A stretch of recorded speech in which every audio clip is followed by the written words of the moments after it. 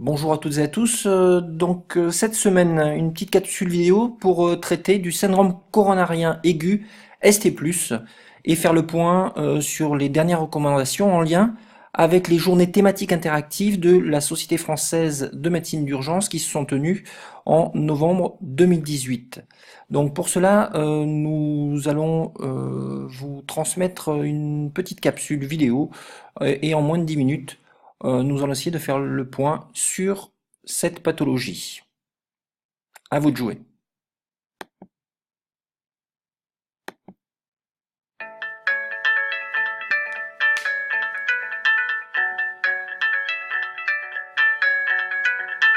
Chers amis, chers présidents, bonjour à tous. C'est avec grand plaisir que j'ouvre le bal de la restitution des ateliers médicaux, en commençant donc par l'atelier 1 qui portait sur le syndrome coronarien aigu, avec pour experts les professeurs Frédéric Lapostole pour le ST+, et Sandrine Charpentier qui est là pour le ST-.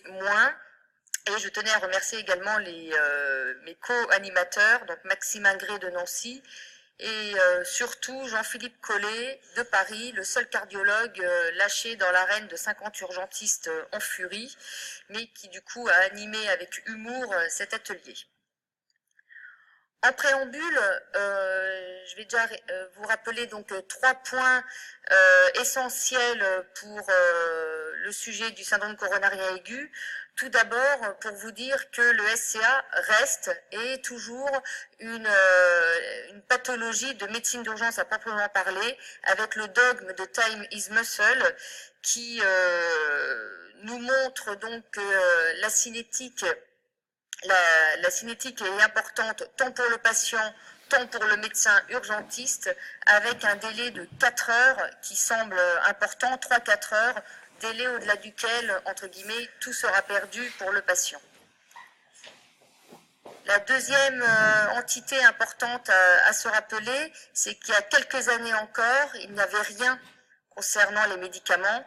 Et à ce jour, on a pléthore de médicaments et on reverra que du coup, c'est compliqué de faire des choix et que les recommandations peuvent varier. Enfin, le troisième point, à l'instar en fait de la prise en charge de l'arrêt cardiaque, la prise en charge du syndrome coronarien aigu doit en fait se conceptualiser sous forme d'une filière de soins. Et le groupe s'est beaucoup attelé à parler de l'éducation des patients, en se rappelant qu'il était important de faire des campagnes, mais si on fait des campagnes, elles doivent être répétées, mais aussi et surtout la place prédominante du médecin traitant. Ça, c'est une ordonnance un peu floutée, mais on peut espérer un jour à ce qu'à chaque changement, renouvellement d'ordonnance, le médecin traitant puisse inscrire ce message simple et donc le répéter aux patients. Et à ce moment-là, on gagnera en termes de mortalité et de pronostic fonctionnel des patients. Concernant le diagnostic du syndrome coronarien aigu, et je dis bien du syndrome coronarien aigu parce que cette partie va être commune entre les deux ateliers du matin, le ST+, et de l'après-midi du ST-. La première étape, et vous le savez, c'est la régulation médicale avec l'appel au 15, direct au 15, et avec un dogme également qui doit être que le doute doit bénéficier au patient, et donc ce dogme doit entraîner l'envoi du SMUR quasiment systématiquement et de façon large en cas de douleur thoracique. Un point a été rajouté par la salle pour rappeler que l'aspirine doit être précoce et ce, dès la régulation médicale. Donc il n'y a quasiment pas de risque en fait à faire prendre aux patients l'aspirine, même s'il y en a de moins en moins dans les armoires de nos patients, dès qu'il en a, de pouvoir les faire prendre. Ensuite, donc on a déroulé l'examen clinique d'un patient. Et donc pour le syndrome coronarien aigu, tout d'abord les facteurs de risque cardiovasculaire en soi, pris de façon indépendante, en fait n'ont aucun poids. Par contre, la combinaison des facteurs de risque peut nous permettre de peser dans la balance en fait de la présensibilité en fait de penser au diagnostic de SCA. Les caractéristiques de la douleur, ce qu'il faut savoir, c'est qu'il y a énormément d'atypies et que même la douleur thoracique typique, finalement, est peu discriminante. Peut-être en aparté, paraît assez discriminant, en fait, le fait qu'elle soit reproductible à la palpation, mais que ce soit la douleur à gauche, rétrosternale, in fine, ce ne sont pas des critères aussi importants que cela, laissant 30% en fait de flou, dans le diagnostic. L'examen clinique, ce qu'il faut savoir, c'est qu'un patient qui souffre d'un syndrome coronarien aigu aura un examen clinique normal, notamment dans ses premières heures. L'examen clinique n'a du sens que pour éliminer ou poser le diagnostic différentiel, notamment de dissection aortique, mais également il aura un intérêt pour d'emblée identifier les complications en fait du syndrome coronarien aigu qui en fait toute la gravité, notamment à la phase initiale, ou les facteurs prédictifs en fait de dégradation du patient. Et bien évidemment, cet examen clinique doit toujours, et maintenant la douleur thoracique, doit toujours se poursuivre en fait par l'échographie, par un examen échographique, de l'échographie clinique. On n'est pas dans l'échographie cardiaque, ça a été discuté, mais comment est-ce que je fais une échographie qui va durer un quart d'heure, 20 minutes? Non, pas du tout.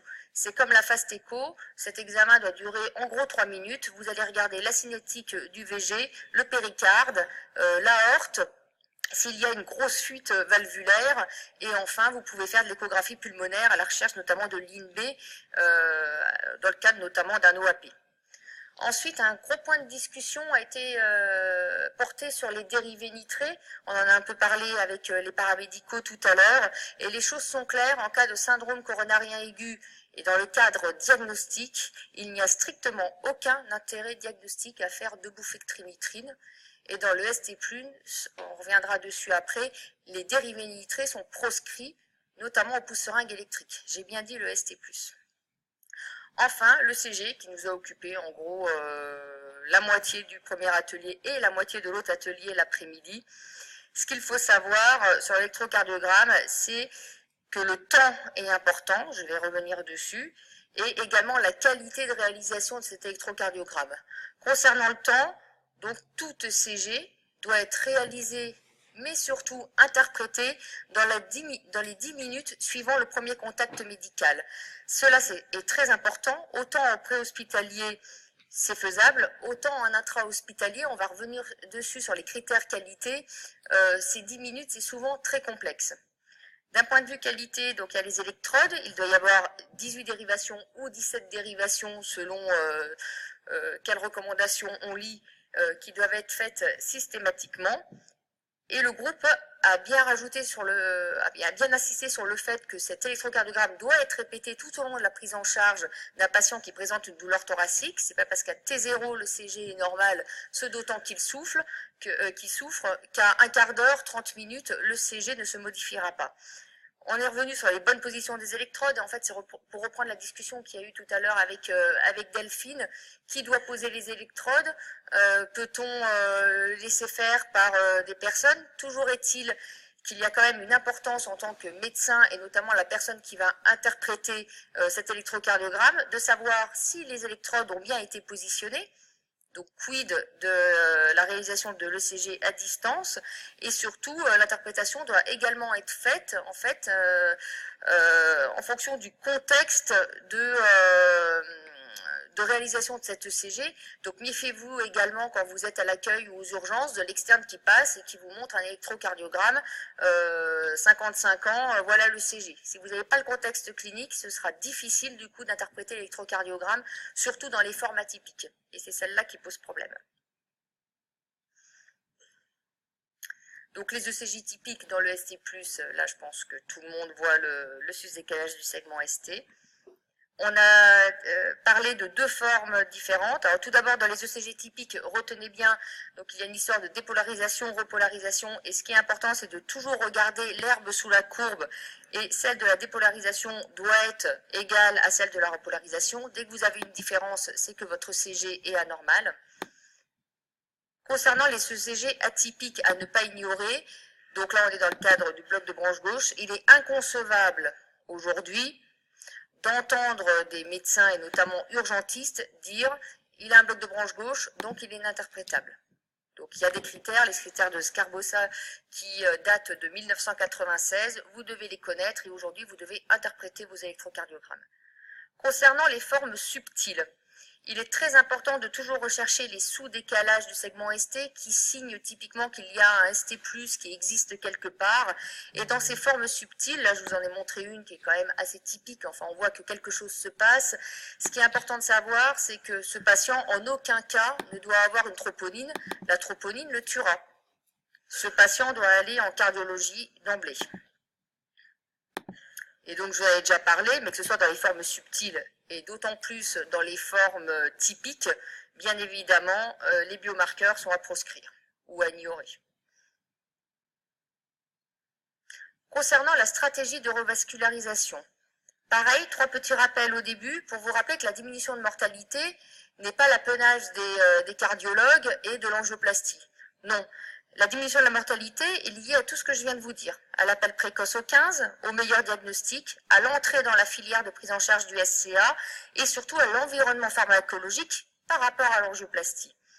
Retenez bien que les recommandations aujourd'hui, elles sont réalisées par les cardiologues et les urgentistes n'ont pas leur place dessus. Donc quid de ce qui est recommandé ou non aux urgentistes, ce d'autant qu'on redevient une spécialité.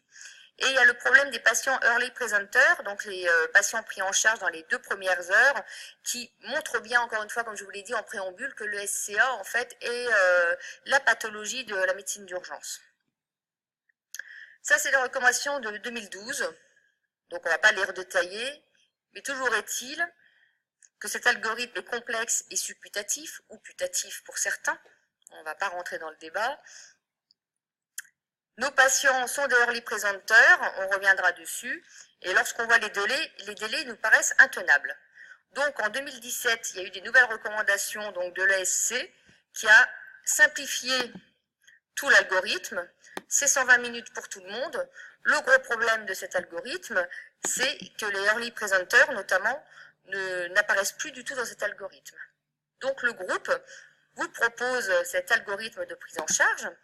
Donc devant tout SCA-ST+, si la douleur est à moins de 2 heures et que l'angioplastie donc est à moins de 60 minutes, on se dirige vers l'angioplastie, sinon c'est fibrinolyse. Et pour les douleurs de plus de 2 heures et que l'angioplastie est à plus de 90 minutes, pareil, nous allons à la fibrinolyse.